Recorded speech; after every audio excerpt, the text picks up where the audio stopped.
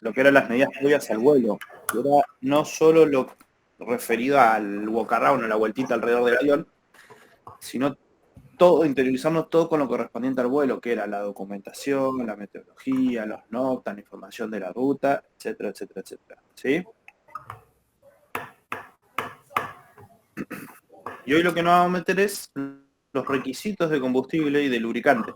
¿Por qué existen requisitos de lubricación? Es por la época de los motores radiales, donde los motores más viejos, que utilizaban más aceite que el propio combustible. El desgaste era casi parejo, era mucho aceite lo que se consumía en esos primeros combustibles. Pero hoy por hoy ya los aviones gastan aceite, obviamente, pero ya no es tanto el desgaste de aceite que hay. Pero obviamente la reglamentación, lo que se vuelve obsoleto, por así decirlo, no se elimina, sino que a menos que se modernice, se queda en el último punto donde se actualizó. Bien. Entonces, uno que pueda leer, por favor. Voy. Dale. RAC 91, requisito de combustibles y lubricantes para vuelos BFR. Espera que lo aumento un poquito.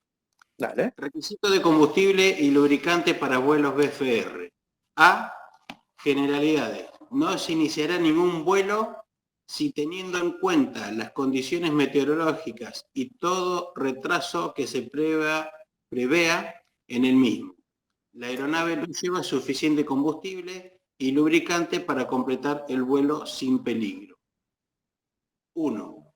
El combustible y el lubricante que debe llevar a bordo la aeronave al iniciar un vuelo para el cual no se ha establecido aeródromo de alternativa, incluyendo los vuelos locales, deben ser suficientes para que,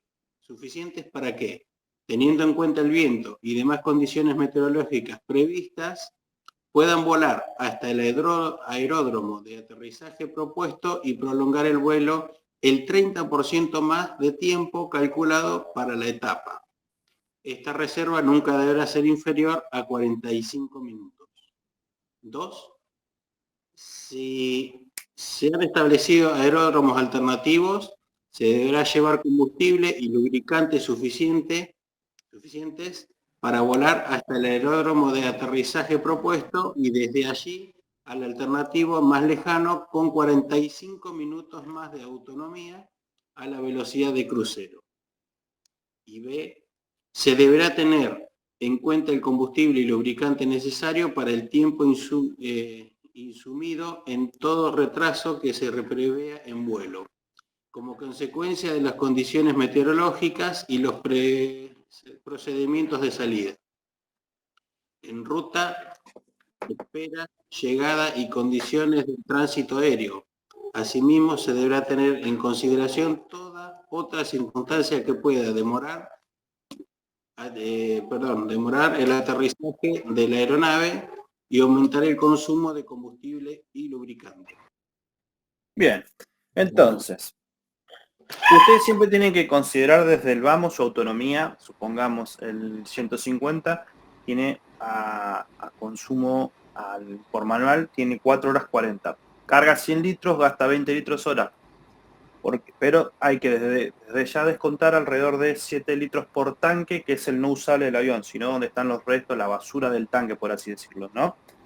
Unas 4 horas 40. De esas 4 horas 40, ustedes tienen que considerar siempre que 45 minutos de esa autonomía no la pueden tocar, ¿sí? Tiene que ser una reserva que no puede ser inferior a 45 minutos, el 30% más o menos. Esa autonomía solo se utiliza para casos de emergencia que se necesite. Se tiene que tener esos 45 minutos extra, con mi cálculo de vuelo, ¿sí?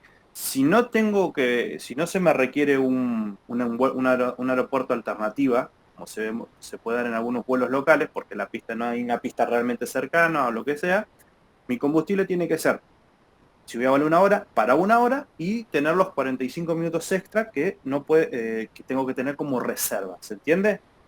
Y lo mismo con el lubricante. Hoy por hoy, como dije, el consumo de lubricante no es tan alto, ¿no? Por ejemplo, a un avión que gastan aceite, como son los 150 o el Tomahawk, cada 5 o 6 horas se va a requerir recién un cuarto de galón, que son 750 mililitros. No es nada a lo que era antes, ¿sí?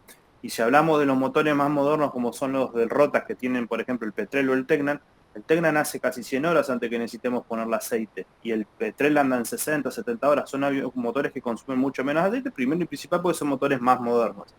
Bien. Y depende también mucho de las temperaturas. Al volar con temperaturas más elevadas ambiente y el motor con mayor temperatura, el aceite se licúa y por ende el avión empieza a escupir aceite, ¿sí? Entiendan una cosa siempre con todos los aviones. El avión tira todos los excesos. Ustedes lo pasan de combustible y tienen un venteo el tanque para escupir el exceso. Lo mismo pasa con el aceite. Si lo pasan de aceite al motor, tiene un sistema para escupir el aceite que crece. Por eso, si se fijan, todos los aviones la panza la tienen manchada de aceite normalmente, los nuestros, por ejemplo. Bien, entonces, lo primero y principal, 45 minutos de reserva si no necesito alternativa. Ahora, cuando necesito alternativa, que puede ser una o dos, ¿sí? Yo tengo que tener combustible para ir del punto A al punto B. Y si yo tengo alternativas C y D, C está 45 minutos y D está 1 hora, tengo que tener combustible para llegar a D. Por más que después me vaya a C, ¿sí? Me vaya a la que está más cerca, pero yo tengo que tener para el más alejado. Y a eso agregarle 45 minutos, ¿bien? Supongamos que vamos a hacer un Comodoro Madryn, ¿bien? Entonces, yo me voy a hacer Comodoro Madryn y como alternativa a hacer Trelew y pongámosle, si tuviéramos Rawson, ¿sí? Si Rawson está a 40 y Trelew está a 30, te trae combustible para llegar a Rawson, por más que después termine en Trelew. ¿Entiendes? Y obviamente la reserva no puede ser menor a 45 minutos. Entonces empiezo a hacer la parte de las medidas previas al vuelo, tengo que tomar todos estos puntos de referencia. Tener el aceite, tener el combustible para hacer mi vuelo, ir a mi alternativa, ¿sí? Y tener mi reserva. Si no me da, quiere decir que está más allá del rango de operación del avión. Por ejemplo, el 150 de Madryn o de Trelew hasta Bahía Blanca, por ejemplo, queda totalmente fuera de rango. ¿Por qué? Porque supongamos, haciendo un cálculo rápido, tardaríamos unas 4 horas a Bahía Blanca. Bien, ya no tenemos la reserva de 45 minutos y mucho menos tenemos para llegar a ninguna alternativa. ¿Sí? Entonces, ¿cómo se haría esa navegación? Teniendo que hacer una escala en el medio. ¿Dónde hago la escala? San Antonio. ¿Sí? Entonces, en el medio del vuelo, 1 hora 40, 1 hora 50 más o menos, está San Antonio, llego sin ningún problema. ¿Entiendes? San Antonio, Bahía. O Viedma, perdón. Y ahí después puedo seguir tranquilamente hacia Bahía Blanca. ¿Sí? ¿Se entiende entonces hasta acá? Y todo cálculo, toda la hora de considerar el combustible tiene que ser tomando en cuenta el clima que me puedo encontrar, ¿sí? Y todo lo que afecta con respecto al tránsito. Si tengo patrón de salida, que quiere decir las cartas que se utilizan para salir de un aeropuerto controlado o ingresar en un aeropuerto controlado, que se ve mucho más en Buenos Aires que acá, porque es un poco menos congestionado el ambiente, o que me hagan hacer una espera en algún punto de la aproximación, me mantengan en espera mientras pasan otros aviones, tengo que tener combustible para que... tiene que tener combustible el avión para que podamos seguir nuestra navegación con todo lo anterior, o sea, con el combustible mi alternativa y con mi reserva. Esto no entra como parte de la reserva, ¿se entiende? Debo tener siempre el combustible necesario para vuelo de hacer. Si yo estoy volando y quedo muy justo, estamos yendo más allá de las operaciones. Por ejemplo, un vuelo que hizo más allá de sus operaciones es el ejemplo más claro es el Chapecoense. Chapecoense, el accidente pasa porque se queda sin combustible. ¿Sí? El avión llegó con 20 minutos de combustible para volar. Entra un avión en emergencia, se termina quedando sin combustible. Ese es un ejemplo de ir más allá de las operaciones de avión. Entonces, usted siempre su cálculo es en pos de la seguridad y obviamente no jugarse con el tema del combustible. El avión se queda combustible y se va al piso. No les va a aguantar un cachito más. ¿Sí? Entonces, las cuentas son a partir de mi destino, mi alternativa y mi reserva. Y en el medio tengo que tener todo lo que pueda pasar en el vuelo. Si me tienen 1 hora en espera, lo que sea, tengo que tener el combustible o tomar la decisión de desviarme directamente. ¿Sí? ¿Se entiende?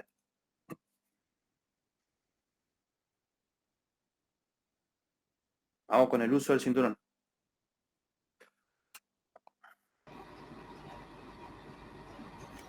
No pelea, por favor. Sí, por favor. ¿Qué tal, señor? Uso de cinturón de seguridad, arneses de hombro y sistema de resguardo para niños.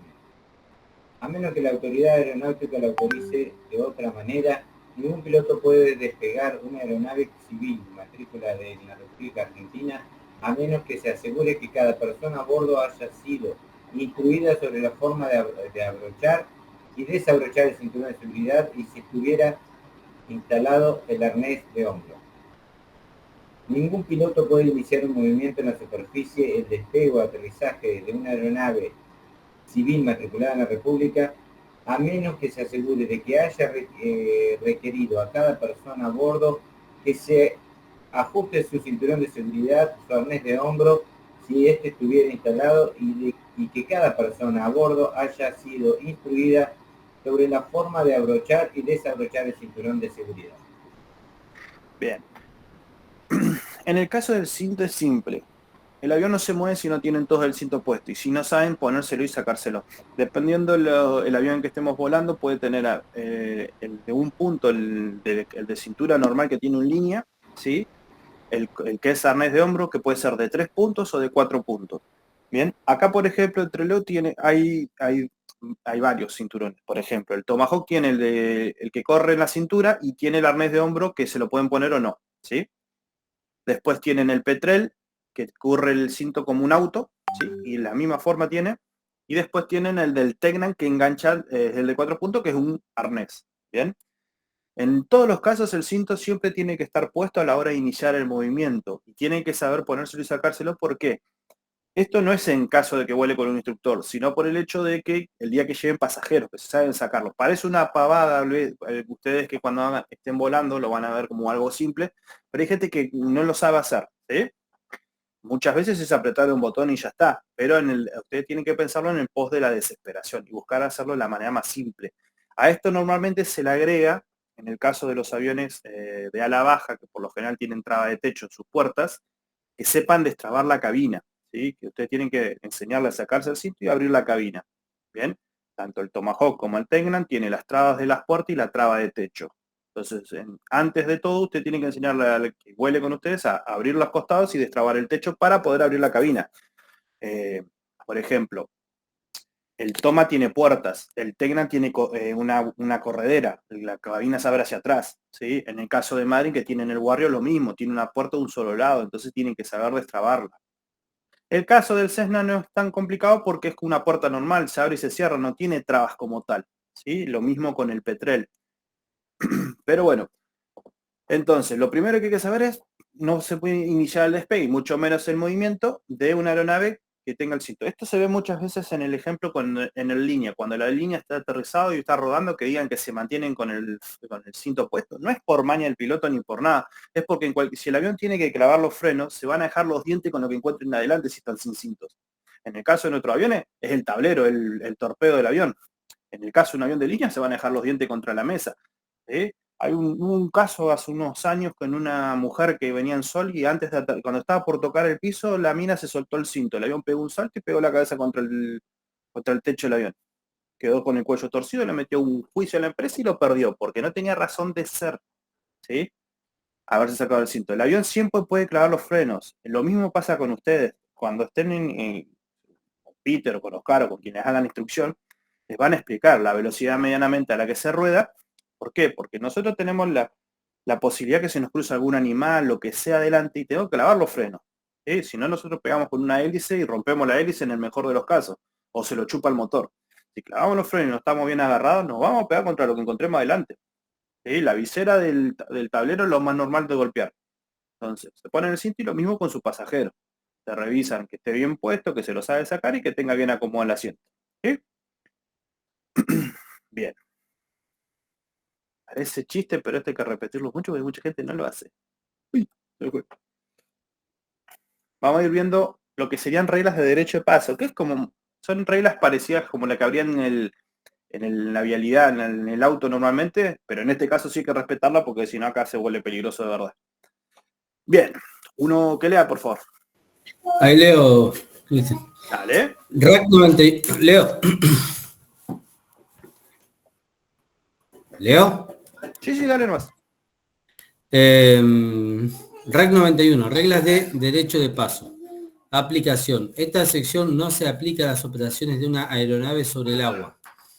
Ninguna de estas reglas examina perdón, al piloto al mando de ella de la obligación de proceder en la forma más eficaz para evitar una colisión, lo que incluye llevar a cabo las maniobras anticolisión necesarias basándose en los avisos de resolución proporcionados por el equipo de ACAS.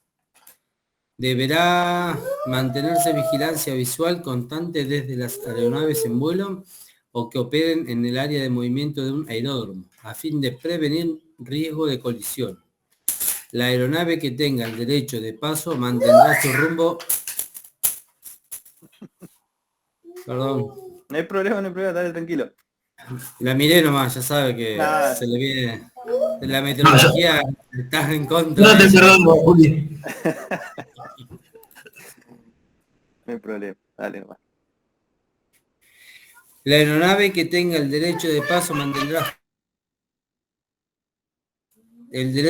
mantendrá su rumbo y velocidad. La aeronave que por las reglas siguientes esté obligada a mantenerse fuera de la trayectoria de otra, evitará pasar por encima, por debajo, por delante de ella, a menos que lo haga a suficiente distancia y que tenga en cuenta el efecto de la estela turbulenta de la aeronave. Bien. Entonces, lo primero que le voy a hacer una pregunta. ¿Por qué, hablemos de la aplicación, ¿por qué no se aplican aeronaves sobre el agua? A ver qué se les ocurre. No hay respuestas erradas, acuérdense. Quiero saber qué se ocurre. ¿Por qué? ¿Qué es la pregunta? Lo primero, esta sección no se aplica a las operaciones de una aeronave sobre el agua. Los hidroplaning. Bien, ahí va, por ahí va. O sea, solamente de que está en el aire, ¿puede ser? Volando. Esto es simple. Cuando hablamos de sobre el agua, estamos hablando de aeronaves, de hidroaviones, cuando están operando en el agua, no volando. ¿Sí? Cuando están en el agua, operan como un barco. ¿Sí? Caen a las reglas marítimas. Por eso estas reglas de paso no se aplican en los aviones que están sobre el agua. En el agua obviamente tenemos las zonas aptas declaradas para los hidroaviones, pero tienen que cumplimentar la reglamentación también parte marítima. ¿Sí? Cuando hablan, los hidroaviones son una gran complicación porque ya entra la parte de marítima donde hay chaleco, balsa, etcétera, etcétera, etcétera. Hay mucha más reglamentación. ¿Bien? Entonces, para dejarles claro, el sistema ACAS, o también conocido como TICAS de este lado, dependiendo de la empresa que son los sistemas de autorresolución que detectan a otros aviones mediante el transponder. El transponder es el equipo que tiene el avión para identificarse en el radar, ¿sí? Acuérdense que normalmente en un radar el avión aparece como un eco, ¿sí? Aparece un puntito. Con el transponder nosotros le damos nombre y apellido a ese puntito, ¿sí? Entonces, este sistema de ACAS o TICAS lo que hace es, si detecta que nuestro avión va hacia otro en rumbo de colisión y el otro, supongamos, tiene el mismo sistema, lo que va a hacer es darle dos avisos, dos órdenes, iguales pero diferentes. ¿Qué quiere decir esto? A los dos nos va a mandar a la derecha, pero a uno lo va a mandar para abajo y el otro va a mandar para arriba. ¿Sí? Y eso evita la colisión. Y lo anterior es, ninguna regla va a eximir de que nosotros como pilotos, como comandante de nuestro avión, hagamos lo que veamos, consideremos necesario para evitar una colisión. Si vemos que un avión se me viene de frente, pero hay una regla de paso que nos dice, ahora vamos a ver, que nos dice vayamos a la derecha y mantengamos distancia, pero bueno, el otro no sabemos si no vio, entonces directamente nosotros lo que vamos a hacer es girar, aumentar la altura o descender, ¿sí? Para evitar la colisión con ese avión. De cualquier sentido, ¿bien? Después, en el área de movimiento del aeródromo, plataforma, rodaje y pista, tenemos que mantener, y aún así nosotros en vuelo, pues somos visuales, acuérdense, tenemos siempre tenemos constante vigilancia hacia el tránsito, hacia cualquier otra aeronave, ¿bien? Para evitar la colisión. Entiendan una cosa, los aviones se consideran en vuelo a partir de que se mueven bajo propio impulso, ¿sí? En el momento que el avión se empezó a mover bajo su impulso, en nuestro caso, cuando damos un poquito de potencia y ya no empezamos a mover, se considera que el avión está volando. ¿Bien? Por eso pueden haber visto alguna vez una noticia de dos aviones que se golpearon en el piso y se habla, y en el informe se habla de abordaje aéreo, porque se considera que los aviones, si están en movimiento bajo su impulso, están volando. ¿Bien? Ahora, en las reglas tenemos un avión al que se le da el paso y un avión que tiene que evadir. El que tiene derecho de paso no cambia nada, sigue su rumbo y su velocidad, sigue como viene. ¿sí? Y ahora, el avión que está obligado por las distintas reglas que vamos a ver a evadir al otro avión, tiene que hacerlo de manera tal de no molestarlo, ¿sí? Lo podemos hacer por arriba, por abajo, por la izquierda, por la derecha, pero tenemos que estar a la distancia suficiente para no perturbar a esa aeronave que estamos evadiendo y no afectarlo con nuestra estela turbulenta. ¿Qué es la estela turbulenta? El chorro de aire que dejan las alas y los motores al pasar, ¿sí? Dependiendo el porte puede ser mayor o menor. Nuestros aviones dejan una estela muy liviana, ¿sí? En plan de vuelo, que lo vamos a ver más adelante, tenemos distintas categorías de turbulencia, pero nosotros si nos acercamos a una turbulencia, un avión, por ejemplo, un 737, que es lo más normal que anda por acá, nos puede tirar esa estela de turbulencia, ¿sí? Se ha dado varios accidentes de aviones que han resultado muy dañados por acercarse a la estela de un avión. Bien, entonces hay que tener ese cuidado. Vieron, por ejemplo, cuando hay el video de la pista que está cerca de la playa, que donde se cuelgan del alambrado para cuando aceleran los motores. Ese chorro es turbulencia pura. Imagínense estar atrás con su avión. Los tira. Hay varios accidentes ocurridos y hay varios aviones que han terminado muy dañados por lo mismo. Bien, entonces siempre hay que tener en cuenta esa estela. Nosotros, por ejemplo, tenemos que tenerla en cuenta a la hora de hacer un toque y despegue en el aeropuerto si recién despegó en línea. La estela turbulencia hay que tomar en cuenta que se va levantando y se va disipando, pero va ganando altura. Entonces, si nos agarra a baja velocidad, nos puede hacer torta. Hay un video de un 150, si mal no recuerdo, que viene a aterrizaje normal y de golpe es en rojo y se cae. Lo agarró la estela turbulenta de un avión que había despegado antes. Pero bueno, vamos a ver las reglas. Consulta, Diga. Cristian. Sí. ¿Y qué tiempo permanece esa estela en Dependiendo unos de 5 a 10 minutos, dependiendo del porte del avión. Normalmente igual si hay estela, por ejemplo, en el aeropuerto de Madrid o por ejemplo el aeropuerto de Trelew, donde realmente vamos a encontrar una estela pesada como para que nos afecte, la torre nos va a avisar, ¿sí? Nos va a dar un aviso. Y nosotros tenemos que tomar el cierto tiempo de mantener la separación. Como digo, la estela va a empezar a ganar altura, ¿sí? Un avión que empieza a acelerar en las primeras partes de la aceleración es más baja, cuando los motores están realmente a máxima potencia donde se pone peligroso. Pero a medida que empieza a subir nosotros no nos va a ver afectado. Una vez que estemos en tierra ya está, ¿sí? Pues el avión ya se fue, de adelante es otra historia. Pero bueno, normalmente acá se toman de 5 a 10 minutos. ¿Qué es lo que tardamos? Porque acuérdense que acá se da mucho que si entra en línea nosotros nos mandan lo más lejos posible para no molestarlo. Entonces entre que volemos y demás, que nuestros aviones no son tan rápidos, ya se disipó, ¿sí? Si mal no recuerdo, otro ejemplo de ponerse en una mala posición cerca de un avión más pesado se dio el año pasado en Morón, en el festival. Un 150 se puso atrás del tracker, el tracker lo aceleraron y el 150 lo tiraron a la bosta. Y estaban los dos en tierra. Entonces siempre hay que tener cuidado con ponerse atrás de un avión, ¿sí? Cuando nuestros aviones, que son chicos, aceleran, vieron, no sé si se han puesto alguna vez atrás, el viento que largan. Esa es la estela de la hélice. En nuestro caso nosotros siempre tenemos que ponerlo de manera tal a la ubicación si tenemos un avión atrás nuestro para no tirarle piedras ni nada a ese avión, pero bueno. Bien, sigamos entonces. Uno que lea aproximación de frente, la parte de donde empiezan los números en convergencia no hace falta que la lean. Lean lo que es aproximación de frente y convergencia, por favor. Bueno, voy. ¿Vale? Aproximación de frente. Cuando dos aeronaves se aproximan de frente o casi de frente y haya peligro de colisión, ambas aeronaves alternarán hacia su derecha, dejando entre ambas por lo menos 150 metros.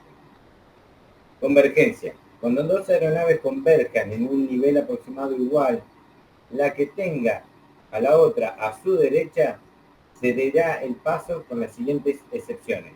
Bueno, y ahí viene lo que sería el orden de prioridades dependiendo de las velocidades. Los que son más rápidos son los que tienen que son los que tienen que cambiar. ¿Por qué siempre se hace con el más rápido y no con el más lento? Porque si al más lento le pido que se corra, hasta que se corre se lo llevo puesto el otro. Entonces es más simple que el más rápido se corra, ¿se entiende? No se vuelvan locos con eso, que son los ejemplos de varias cosas, no hace falta que lo sepan.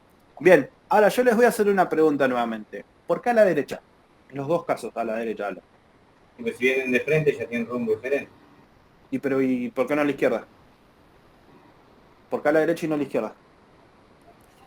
Y en el otro caso, decisión ¿Será arbitraria. porque nosotros generalmente somos diestros y siempre a la derecha es más cómodo, más práctico? No, en el avión van a ser zurdos, se vuela con izquierda. ¿Tiene que ver con que el piloto esté a la izquierda? Ahí va queriendo, esa es la idea. Bien, una cosa, Ese es mi acuérdense, Cristian Luna. acuérdense una cosa, en el avión se vuela con una mano, ¿sí? La mano izquierda es la del comando, la mano derecha va a ser la de su potencia. Siempre es así. Si, por ejemplo, acá si ponen las dos manos en el comando se van a llevar un tingazo, para que entiendan. La mano izquierda es la que va a volar, se vuela con una mano. Los aviones no son pesados comparados con los dos. Pero bueno, es por exactamente lo que decía Cristian, es por donde está ubicado el comandante del avión, ¿sí? El comandante siempre va a la izquierda, en este caso en la instrucción va a la derecha, pero porque es instructor va a la derecha, pero el comandante siempre va a la izquierda. Entonces, la aproximación de frente, ¿por qué los dos abren a la derecha? Para que el comandante pueda ver el tránsito que está buscando evadir, ¿sí? Pueda mantener separación, ¿entiende? ¿Y por qué en la convergencia, cuando convergen, cuando se acercan los dos al mismo nivel o un mismo punto, el que lo tenga al otro a la derecha? Porque el comandante no lo puede ver. No se puede mantener separado, mantener los márgenes de seguridad del otro avión. El otro avión sí. ¿Se entiende? Este es el único caso donde lo normal es que el que se vira a la derecha se mantiene separación.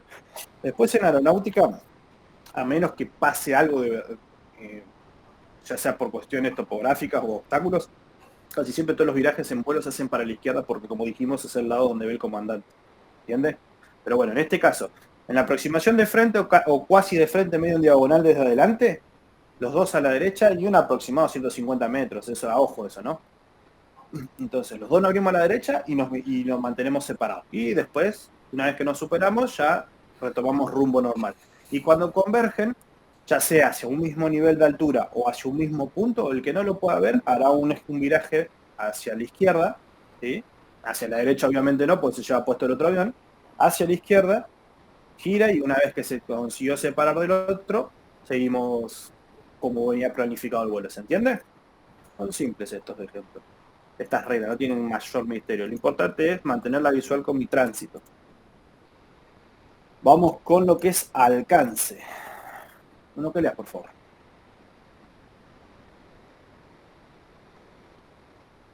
Bueno, alcance. Toda aeronave que sea alcanzada por otra tendrá el derecho al paso y la aeronave y el alcance, ya sea ascendiendo, descendiendo o en vuelo horizontal, se mantendrá fuera de la trayectoria de la primera, cambiando su rumbo hacia la derecha.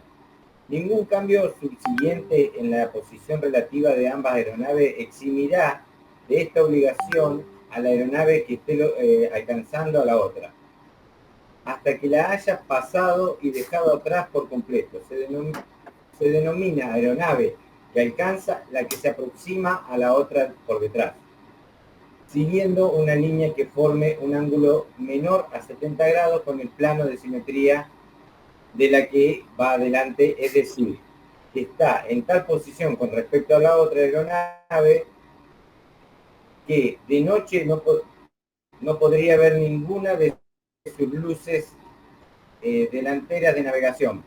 Algunos casos de alcance, tal como describe en esta sección, podrían interpretarse además como convergencia. En estos casos se aplicará con prioridad la regla correspondiente al alcance. Bien. Como la convergencia y el alcance son parecidas, o se pueden dar en ciertos puntos, por ejemplo, una que esté pasando por un punto de unificación y la otra esté llegando, quiere decir que estén por llegar a los dos a la vez, están convergiendo, ¿sí? Pero en este caso va a aplicar el alcance, ¿sí? ¿Cómo sé si estoy alcanzando o no? Si yo no puedo ver las luces delanteras, acuérdense, las luces de nuestros aviones tienen todo lo que es aterrizaje y las luces las de navegación, que son la roja y la verde desde adelante, ¿sí? Normalmente luego viene la estroboscópica, la que destella, y a veces tienen atrás una luz amarilla y después, bueno, tenemos la luz de destello de cola y la que ilumina la cola, ¿sí? Si yo no puedo ver ninguna de las luces de la punta de la roja o la verde de adelante, se considera que estoy alcanzando el avión, ¿sí? Si yo lo estoy alcanzando, lo tengo que evadir, lo tengo que esquivar. Y a la aeronave que la estoy alcanzando, sigue como si nada, ¿sí? Claro. Y volvemos a lo del principio. Lo tengo que evadir, ya sea aumentando mi nivel o descendiendo mi nivel o abriéndome hacia un lado o hacia el otro, pero tiene que ser de manera tal que no la puedo afectar a la aeronave que alcanzo, ¿sí? Si la otra aeronave que alcanzo tiene que hacer alguna maniobra para evitar la colisión, y nos comemos la infracción y el lío nosotros, ¿entiendes? Si la otra aeronave cambia su posición, ¿sí? Antes que la alcancemos, pero nosotros vamos más rápido y vamos en la misma línea, seguimos siendo lo mismo, tenemos que evadir esa aeronave. ¿Y cómo te ve la aeronave que va adelante? Yo voy adelante, ¿cómo veo una aeronave atrás? No te vas a enterar, por eso la que es alcanzada no evade. La Claro. aeronave que es alcanzada no puede ver. Siempre todo lo que se considere por detrás de la línea de las alas no se considera que está a la vista. Digo esto por si justo hago una maniobra se interpreta que la hice... No. La aeronave que está siendo alcanzada, por ejemplo, si ustedes están siendo alcanzados, ¿no? Y el avión que viene atrás decide abrirse a la izquierda y ustedes de golpe tienen que girar a la izquierda, bueno, la otra aeronave tiene que hacerlo de manera tal de no afectarlos. O sea, Claro. tiene que evadirlos. O sea, por arriba o por abajo. Normalmente estas maniobras se terminan delimitando por altura, es lo más simple. ¿Sí? Se van para arriba, se van para abajo, es más simple que esquivar por los costados, porque si lo haces por los costados tiene que ser a suficiente distancia de no afectarla ni siquiera con la turbulencia que generan nuestras alas o nuestros motores o el motor a pasar. ¿Sí? Entonces, normalmente se gana altura o se baja. Es lo más simple y lo más ordenado. Y además evitamos el tema de si la otra aeronave tenga que girar. Esto se ve, acuérdense, mucho en vuelos controlados, ¿sí? Donde hay aerovías, punto de notificación y demás. ¿Bien? Bueno, seguimos entonces.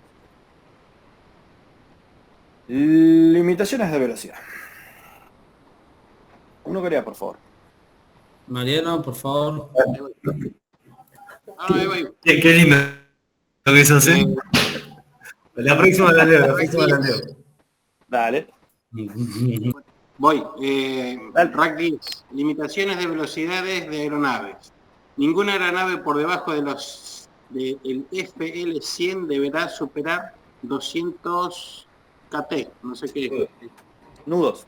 nudos, de velocidad indicada, a menos que sea autorizado de otra manera por la correspondiente dependencia de los servicios de tránsito aéreo o cuenta con una autorización especial de la autoridad aeronáutica competente de acuerdo con lo establecido en 91.903 de esta parte.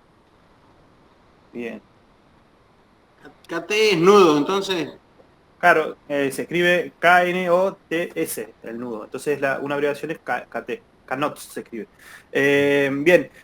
FL es fly level, nivel de vuelo, ¿sí? Y 100 es 10.000 pies. Bien. Ahora, mi pregunta es esta. ¿Por qué 10.000 pies el límite? Empieza el límite de velocidad.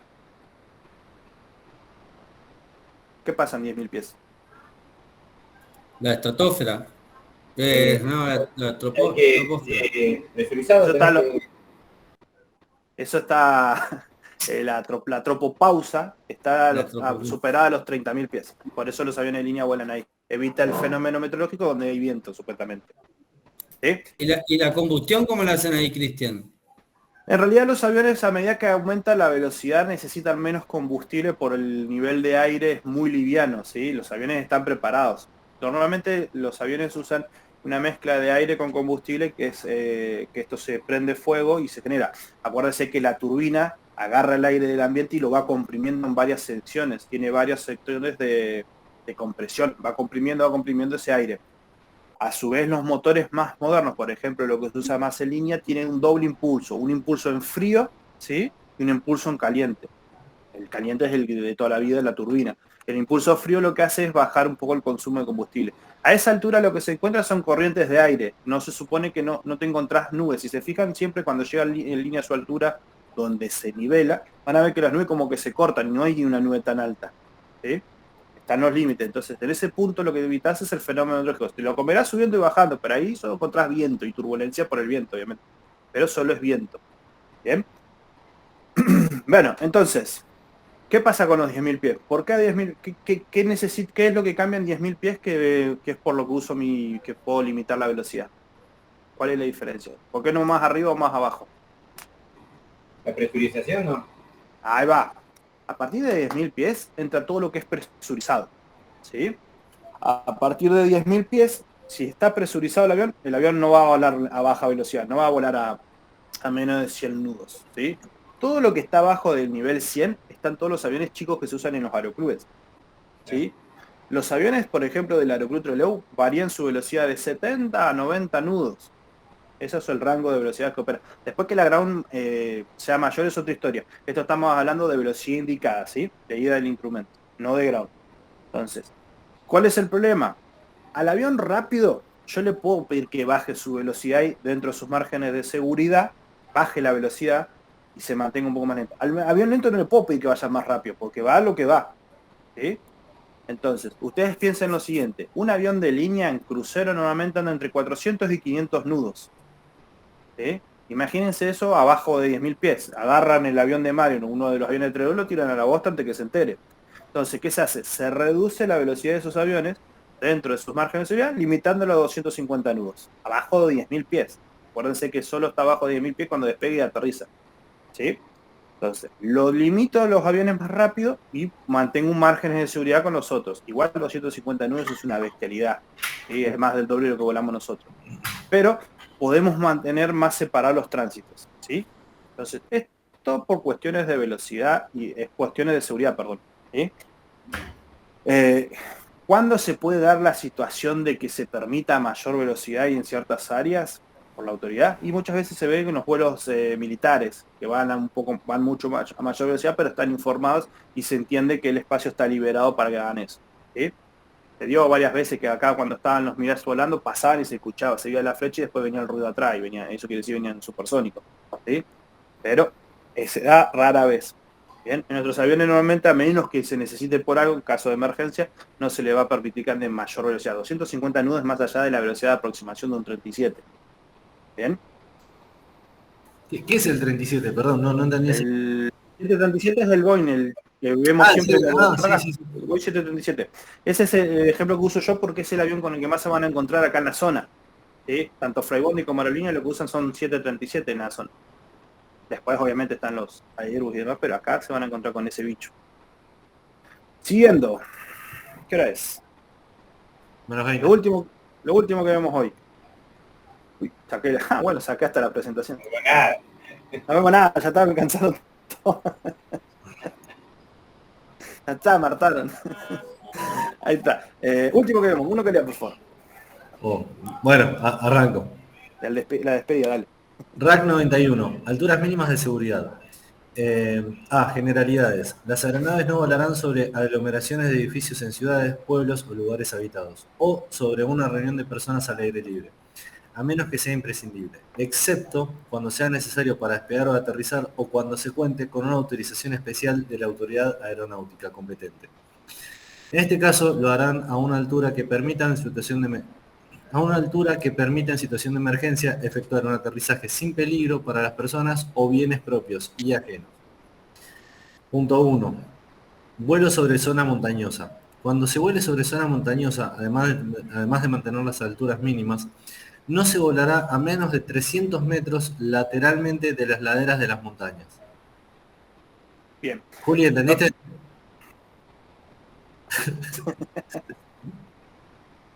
Bueno. Sí. 300 metros significa la ladera de la montaña y la punta del ala, ¿no, Cristian? Claro, se supone que hacia la ladera, porque a veces no vamos a estar arriba de la montaña. La cordillera, hay situaciones que la montaña sea más alta que nosotros, lo vamos a volar nosotros. Pero nosotros tenemos que tener unos 300 metros, o unos 1000 pies. ¿Por qué? Esto se supone que es para evitar las corrientes de barlovento y sotavento. Acuérdense que tenemos la corriente que nos tira para arriba y la que nos tira contra la montaña, ¿sí? Como nosotros no vamos a poder saber cuál es la que nos vamos a encontrar, directamente mantenemos la suficiente separación para que no nos afecte, ¿sí? Que es lo que les pasa muchas veces a la gente que combate el fuego en una cordillera, que se llevan contra la montaña porque la propia correntada los tira contra la montaña. Pero bueno, lo primero que se supone es que arriba de lo que es aglomeración, edificios, pueblos o lugares habitados, reuniones al aire libre, no se debería sobrevolar. ¿Por qué? La actividad aeronáutica sigue siendo, por muy segura que sea, sigue siendo catalogada como de alto riesgo, ¿sí? Nosotros podemos hacer las cosas muy bien. La posibilidad del accidente es una latencia. Lo que hacemos haciendo todo de manera correcta lo mantenemos al mínimo, por lo menos que el error no sea nuestro. Pero siempre está el factor que no vamos a poder comprobar no vamos a poder controlar. Una falla de lo que sea no la vamos a poder controlar. ¿Bien? Entonces, se supone que nosotros no deberíamos la sobre ciudad a menos en ciertos puntos que sea por emergencia o cuando estemos aterrizando y demás. ¿Sí? Obviamente acá, o a menos que y también se da la situación de que la autoridad, acá por ejemplo, tanto el mar y entre los se permite volar arriba de la ciudad, ¿sí? Manteniendo una separación de los obstáculos principales. Pero porque estamos bajo control. Si tuviéramos, no hubiera torre de control, se supone que sobre la ciudad tendríamos que evitarlo por cuestiones obvias de que falle el motor, no le caigamos en la casa a nadie. Claro, pero todos los aviones que volamos nosotros, o sea, Sí. y se para el motor, lo que sea, planean. Sí, O sea, planean un montón. Te da el margen para alejarte de la ciudad. Sí. A ver, por ejemplo, entre Leuque se sobrevuela la ciudad. Nosotros volamos acá a 1500, Maren también vuela a 1500. Pero lo que hay que tener en cuenta es que esos 1500 pies realmente lo que nos van a hacer es salir del centro de la ciudad, después irnos hacia un lado o hacia el otro. A la pista no nos van a permitir volver si estamos muy lejos. Por ejemplo, si están por el rayo, entre olvídense de volar a la pista. Nosotros, por ejemplo, entre Leuque, si estamos en el lado del autódromo, no vamos a volar a la pista. Y si estamos en el centro de la ciudad, lo mismo. Lo que vamos a poder salir del principal foco de aglomeración de la ciudad y alejarnos hacia un punto donde si nos toca matarnos, nos matemos solos. ¿Entiendes? Cuando pasa eso, Sí. tenés que ir, o sea, lo mejor sería ir a la primera ruta que encuentres. Ruta y camino siempre es la última opción. ¿Por qué? Porque te puede llevar puesto un auto. ¿Entendés? Entonces, lo ideal siempre es tener en mente un claro. Por ejemplo, entre los se da la situación de que hay muchas canchas de fútbol a los alrededores, canchas de tierra. Entonces tenés eso. Pero, por ejemplo, la ruta o el camino, siempre hay que tomarlo con cierto recelo. Primero, por la probabilidad de vehículos. Segundo, porque, acuérdense que normalmente hay postes a los alrededores de los caminos. Y tercero, porque cruzan cables. Nosotros nos engancha algo y en vez de aterrizar vamos a terminar dando vueltas. ¿Sí? Que es lo que le pasa por general a los fumigadores, que terminan enganchados los cables y empiezan a girar, ¿sí? Entonces, el camino siempre se tiene que elegir. Igual se supone que nosotros, a medida que vayan tomando ustedes experiencia, van a empezar a buscar ir un paso adelante del avión. Entonces, si pasa algo acá, ¿dónde me tiro? Si pasa algo acá, ¿dónde me tiro? Si pasa algo allá, ¿dónde me tiro? Cuando pasa algo no se van a acordar y van a tirarse donde lo primero que vean, ¿sí? Se lo digo por experiencia.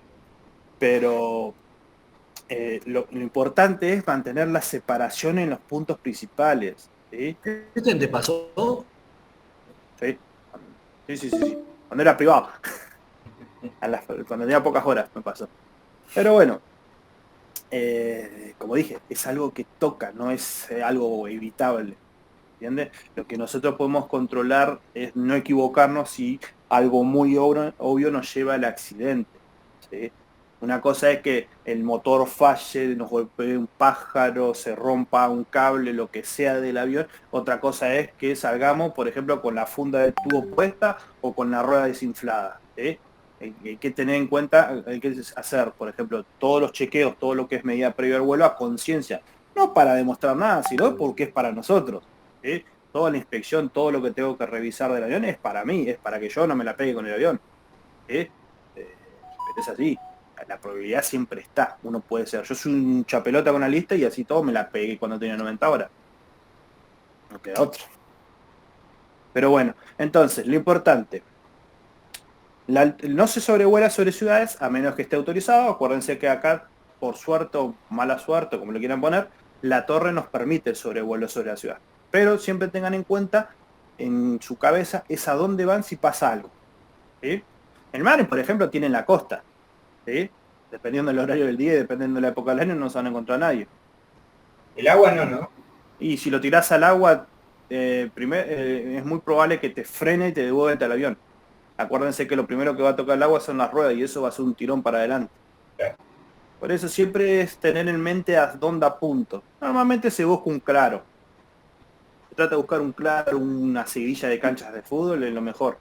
Porque son zonas planas, que tengan pozos o no tengan pozos de suerte, pero dentro de todo eso es un plano que tenés ahí. El Maverick no te puede hacer con esos aviones, ¿no? ¿En Marin qué? El Maverick, el Top Gun. Ah, podés Con todos intentarlo. esos vuelos así medio raros. Intentar y me contá cómo te va. Sí. Mariano se quiere hacer un rubro, no sé qué quiere hacer. Y lo más probable es que el motor te diga, no hay aceite y se me duerma. Pero Pito te mata fijo, Pito te mata. Pero hay aviones que tienen la capacidad de hacer todas esas cosas. Nuestros aviones dentro de todo nos dan bastante limitados. Y segundo, Sí. hay que tener en cuenta por la edad de los propios aviones. Hay aviones, por ejemplo, nosotros tenemos un avión acá que es de la década 60. Hay maniobras que lo puede hacer, pero no lo hacemos porque no tenemos intención de comprobar la estructura del avión, si está realmente también como dicen. Entonces, siempre jueguen con esas cosas, conozcan. Acuérdense una cosa, durante el curso de pilotos privados ustedes van a aprender, van a ganar y van a aprender las herramientas para que las próximas 200 horas, que donde realmente van a aprender a volar, no se maten. ¿Sí? No es que ahora están aprendiendo a volar. Nosotros estamos dando las herramientas para cuando tanto los profes, como Peter, como Oscar, como los instructores que tengan, las siguientes 200 horas, donde empiecen a hacer boludeces con el avión, no se maten en el intento. Entonces vuelen, aprenden, van a girar. Nosotros le vamos así, el viraje estándar es a 25 grados. Cuando se reciban van a girar a 35, 40 hasta que se peguen un cagazo y vuelen y no lo hagan más. ¿Sí? Van a jugar con las velocidades, van a jugar con la altura, van a ser rasantes, porque todos lo sabemos que van a ser rasantes, pero ahí van a ir buscando sus límites. Y dependiendo cómo lo quieran encarar la carrera, si es por hobby, si es por carrera, lo que sea, lo van a encarar y van a poner los límites. El que sale a pasear va a salir con, el que quiere hacer carrera puede que salga con un poco más de viento, el que sale a pasear y digo, ¿para qué voy a salir con viento? Me va a cagar palo, yo me quedo tranquilo, tomo unos mates y salgo otro día. O sea, es así. No te digo rasante, pero una característica de Peter es que te lleva a hacer un vuelo bajo por Paraná. Sí, Oscar es igual. Acá todos lo hacemos. Muchas veces se termina mostrando el vuelo rasante, el instructor termina mostrando el vuelo rasante para mostrarle cómo se hace, para que no se maten intentándolo. Preferible que se lo enseñemos, porque lo van a hacer, todos sabemos lo van a hacer, y no lo hagan solo de Cayetano y se la terminen pegando porque no supieron recuperar el avión.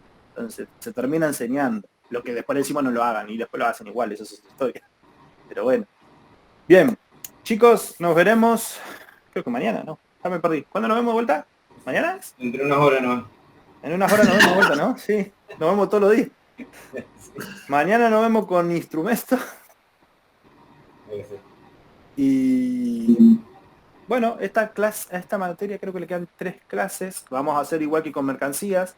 Terminamos el material y voy a buscar, si va todo bien, vamos a tener una clase de consulta. Y lo mismo con instrumentos. Vamos a tener todo el material y nos va a quedar una clase de consulta. ¿Bien? Okay. Nos vemos mañana entonces, chicos. Hasta mañana. Buenas noches. Gracias. A cocinar.